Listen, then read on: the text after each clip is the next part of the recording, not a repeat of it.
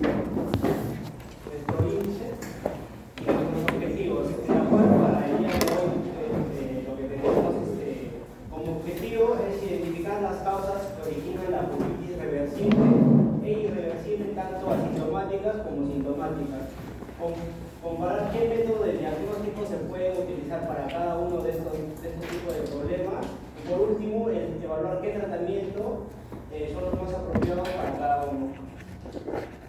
Bien, como ya lo había mencionado, la pulpitis es una inflamación de pulpa, en la cual se va a derivar con reversible e irreversible. Cuando hablamos que es una pulpitis reversible, es cuando se puede sanar y se puede recuperar la pulpa. Y cuando hablamos que es un tema irreversible, es cuando implica un daño permanente y requiere solo de los tratamientos que más adelante lo voy a estar hablando.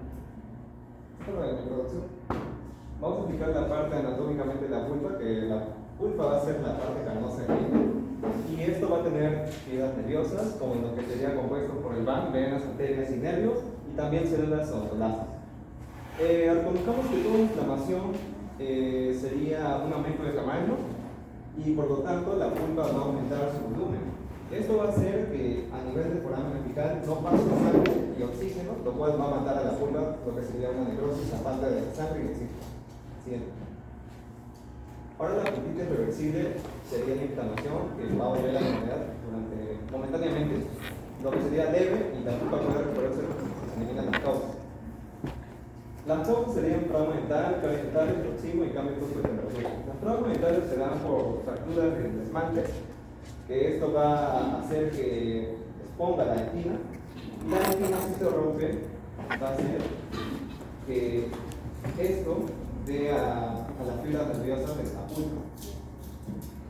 Las caries dentales va a depender también de la proximidad de la carie, de lo cual sería la dentina, y esto va a reconocer por la fibra nerviosa de la pulpa, y esto también puede durar como 4 minutos máximo o hasta incluso días, de 2 hasta 14 días, momentáneamente. El bruxismo sería el rechinamiento, es el aumento de fuerza masticatoria del diente.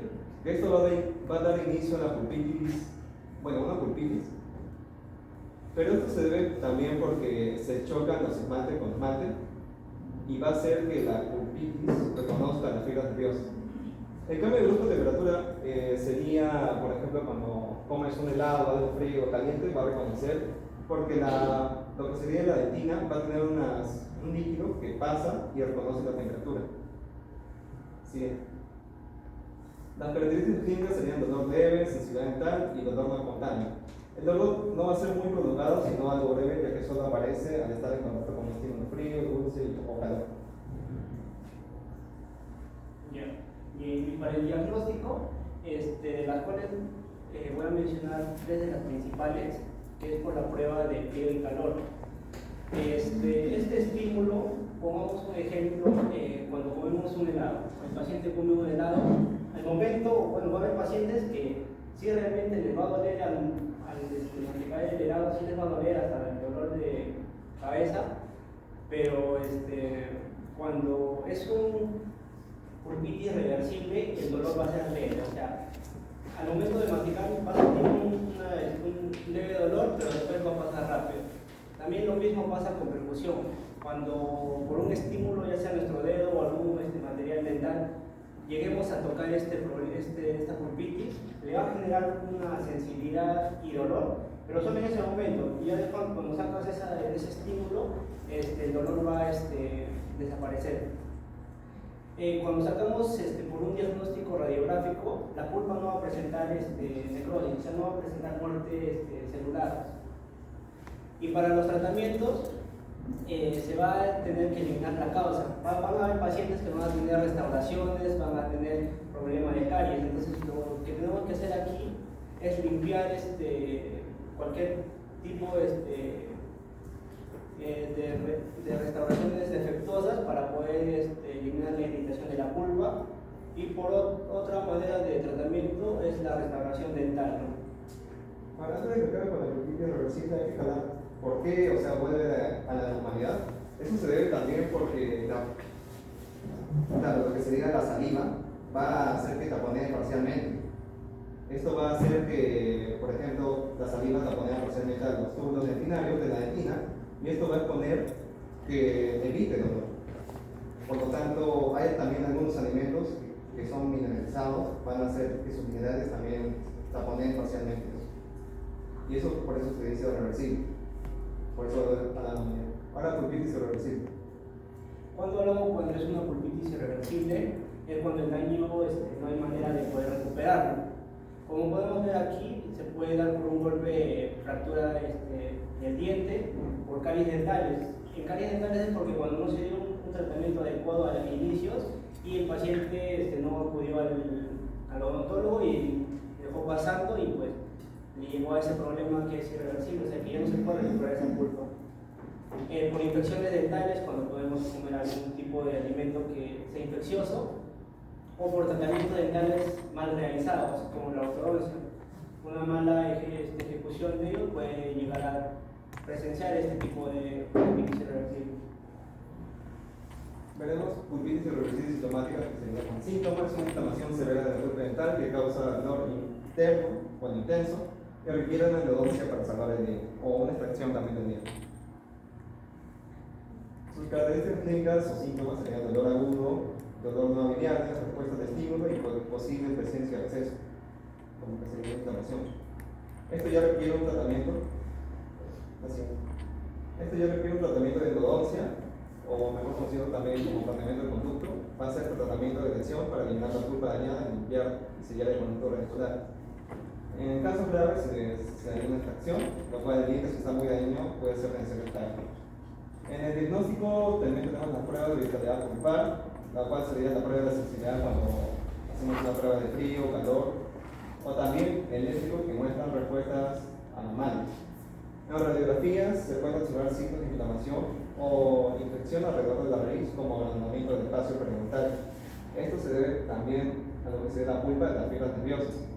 En el examen clínico tenemos la sensibilidad a la palpación, dolor o a la persecución y posibles signos de inflamación o infección.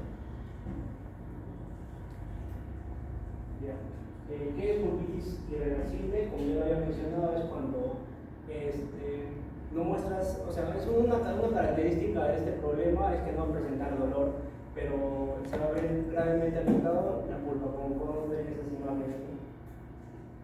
Y en características clínicas, cuando es irreversible, o sea, no va a presentar dolor al pasar por un estímulo frío, caliente o al momento de comer algo. Este tipo de pulpitis irreversible asintomática se puede detectar con una radiografía rutinaria. Como lo mencioné, este tipo de pulpitis, el paciente no va a sentir el dolor ahí al momento, solo cuando presente a un estímulo y recién va a poder reaccionar. El diagnóstico es lo mismo, que pasa por una prueba térmica, ya sea por frío o calor, y cuando el dolor al momento de presionar y después de sacarlo el dolor continúa, entonces podemos decir que es una pulpitis asintomática irreversible.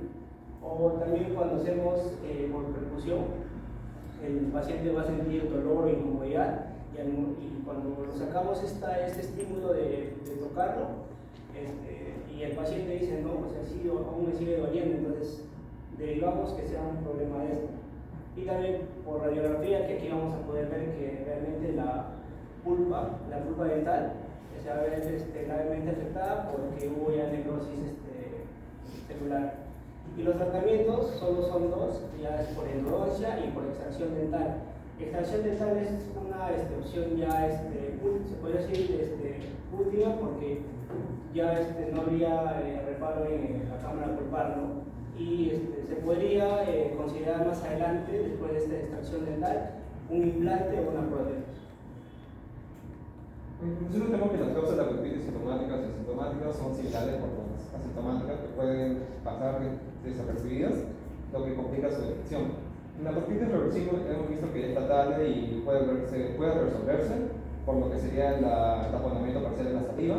En la pulpitis irreversible veamos que sea sintomática o asintomática requiere un tratamiento invasivo de todas maneras, mientras que la reversible, si se detecta a tiempo, puede revertirse con medidas conservativas. Y un diagnóstico preciso es esencial para distinguir entre pulpitis irreversible sintomática y asintomática, lo que determina la urgencia y el tipo de enfermedad.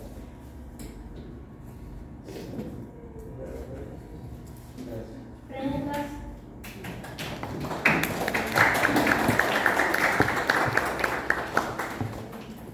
¿Preguntas?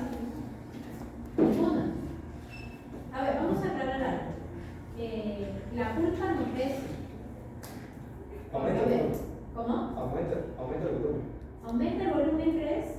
A ver, pregunto y hagamos una lógica. La pulpa está dentro de una cavidad cerrada. ¿Ustedes han visto alguna vez han cortado un diente por la mitad o todavía no? ¿No? Imagínense, ustedes tienen su diente en su boca. Imagínense que lo sacan. Corten el diente. ¿De qué está rodeado el diente, la pulpa? ¿De qué? De dentina, ¿no es cierto? ¿Ustedes creen que la pulpa tenga la capacidad de aumentar de volumen? Si más bien con los años que pasa, disminuye de tamaño, ¿por qué creen? Porque incrementa la dentina. Pero la pulpa va a poder aumentar de volumen, o sea, va a arrimar a las estructuras duras, va a poder arrimar a la dentina. ¿Creen? Por lógica. Hagamos una simple lógica. Por eso te pregunto, ¿crees que va a poder aumentar el volumen? Sí hay un aumento de células, eso es otra cosa. ¿Qué hace ese aumento de células? Lleva o conlleva a la necrosis, eso sí es correcto. Les doy explicación. Estamos en este salón de clase, imagínense que las paredes es la dentina. ¿El salón va a poder aumentar de tamaño? No podemos, porque se romperían las paredes, ¿cierto? Pero imagínense, ahorita estamos nosotros, podemos respirar, no hay problema. Pero ¿qué pasa si a esta hora se meten 500 personas? ¿Vamos a poder respirar bien? ¿Qué nos va a pasar? Vamos a morir ahogados, ¿cierto? Algo, una lógica similar es lo que ocurre dentro de la pulpa. Entonces, la pulpa no aumenta de volumen. Sí aumenta la cantidad de células, sí. ¿Por qué muere? Justamente por eso, porque hay una falta de oxígeno y ahí empieza una necrosis. Y esa necrosis es por liquefacción. ¿Y qué células aumentan? Los polimorfos nucleares. Hay tantas y ya se llega a producir la necrosis. Por eso hay que entender a veces que hay términos que tienen que ser pronunciados tal cual, porque los intentamos cambiar y ya quiere decir otra cosa. Entonces, la pulpa no va a aumentar. ¿Cuándo sí se puede producir? En una hiperplasia pulpar. Pero la pulpa creció, no, aumenta un tejido de granulación. ¿Y hacia dónde crece? Hacia afuera, ¿cierto? Hacia donde está todo destruido. Pero en realidad la pulpa no creció. Lo que aumentó es un tejido de granulación, lo que explicamos ahorita en la clase. Entonces no hay que confundir, porque aumento de volumen, ¿qué quiere decir? Que la pulpa tiene una capacidad de crecer, la pulpa no crece. Que aumente un tejido de granulación en algunos tipos de pulpitis irreversible, como la hiperplásica, sí. Que se da solo en algunos casos también, porque es exclusivo de algunos casos, no se da en toda la pieza dental. ¿Bien? ¿Hay un aumento de células? Sí, eso también se produce, un aumento de células, eso sí, enorme. Entonces, ya nos quedó claro por qué se puede producir una pulpa, y ya nos quedó claro qué es una pulpitis. La pulpitis en general es la inflamación de la pulpa. Tenemos que aprender a hablar con propiedad. No podemos decir, cuando se cogió la pulpitis, no. Cuando la pulpitis se afectó, no. Cuando la pieza dentaria se ve afectada, porque la pulpitis se circunscribe a la pulpa. En el cráneo no hay pulpitis, en la dentina no hay pulpitis. Solo hay pulpitis en la pulpa, porque se inflama la pulpa. Que afecta al diente como tal, correcto. Entonces nosotros no podemos decir que se afectó la pulpa, no. La pieza dentaria presenta tal sintomatología a consecuencia de una pulpitis. Porque no podemos confundir, porque si no, cada vez que el paciente tiene caries tendría dolor. ¿Y ocurre eso? No, porque cuando hay una caries de esmalte, ¿cuándo ustedes tendrán ahorita una caries y no les duele? De repente te cuenta sentado. ¿Cuándo va a haber dolor? Cuando ya afecta la dentina. ¿Bien? ¿Por qué? Por los canalículos dentinarios. Esos canalículos es lo que permite ese ingreso de diferentes estímulos, así como permite el ingreso de bacterias. Por eso es que la pulpa se termina contaminando. De ahí que la